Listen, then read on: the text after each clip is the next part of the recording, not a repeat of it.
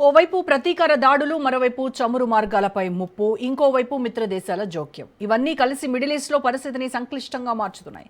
ఇరాన్లోని revolutionary గార్డ్కి చెందిన స్థావరాలే లక్ష్యంగా America దాడులు జరిపింది. సైనిక కమాండ్ కేంద్రాలు, మిసైల్, డ్రోన్ సదుపాయాలు, తీర రక్షణ వ్యవస్థలు, సముద్ర కార్యకలాపాలకు సంబంధించిన కేంద్రాలను టార్గెట్ చేసింది. అమెరికా అధ్యక్షుడు డొనాల్డ్ ట్రంప్ ఇరాన్పై తీవ్ర వ్యాఖ్యలు చేశారు. అమెరికా బలగాలపై దాడులకు ప్రతిస్పందన తప్పదని స్పష్టం చేశారు. ఇప్పుడు కొట్టే వంతు తమదే అంటూ సంకేతాలు ఇచ్చారు.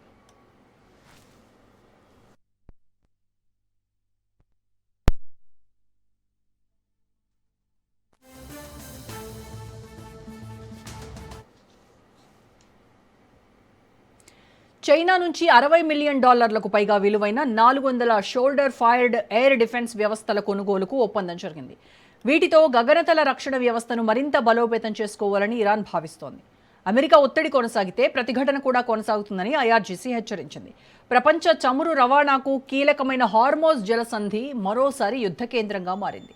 ఈ మార్గంలో ప్రయాణించే నౌకలపై ఇరాన్ ఆంక్షలు విధించడం, అనుమతి లేని మార్గాల్లో వెళ్లే ట్యాంకర్లను అడ్డుకుంటామని హెచ్చరించడం ఉద్రిక్తతలకు కారణమైంది.